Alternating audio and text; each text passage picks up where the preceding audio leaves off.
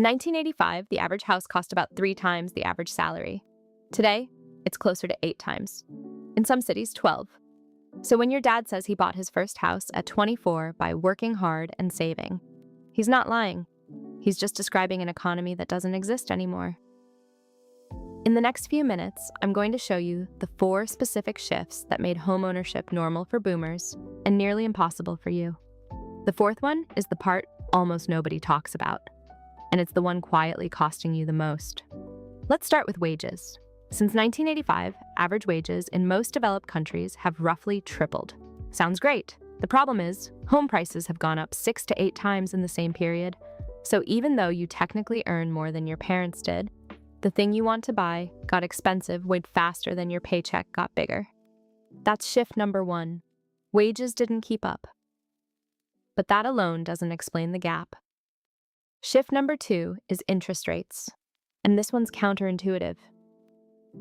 In the early 80s, mortgage rates in the US hit 18%. Yes, 18. That sounds brutal. But here's the trick. High interest rates kept house prices low because nobody could afford to bid them up. Then rates dropped for 40 straight years. Every time rates fell, buyers could borrow more for the same monthly payment. So they did. And sellers raised prices to match. By the time you entered the market, your parents had ridden 4 decades of cheap money, pumping up the value of the house they already owned. You didn't inherit a starting line, you inherited a finish line that kept moving. Shift number 3. Housing stopped being shelter and became an investment.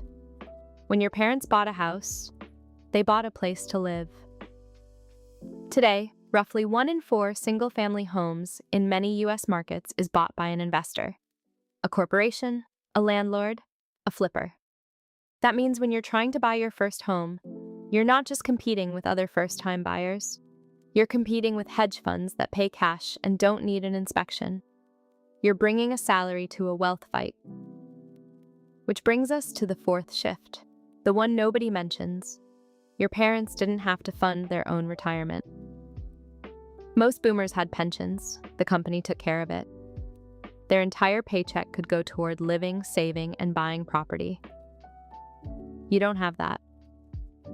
You're expected to put 10 to 15% of your income into a 401k or your country's equivalent just to not be poor at 70.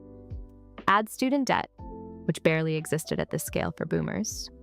And you've got 2 giant expenses your parents never had to plan around. That's money that can't become a down payment. So the question isn't really, why can't I afford a house? The honest question is, how do you build wealth in a system that's structurally different from the one that worked for your parents? A few things actually move the needle. Buying in cheaper metros and working remote. Investing in index funds while you wait, instead of leaving cash to inflate away. House hacking. Buying a small multi-unit and renting out the other rooms. Or accepting that renting and investing the difference can outperform owning, depending on where you live.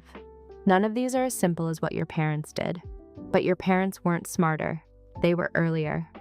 If this changed how you think about the housing market, my next video breaks down the exact math of renting versus buying in 2024. And the answer surprised me. I'd also genuinely like to know in the comments, are you still chasing the house? Or have you let that goal go?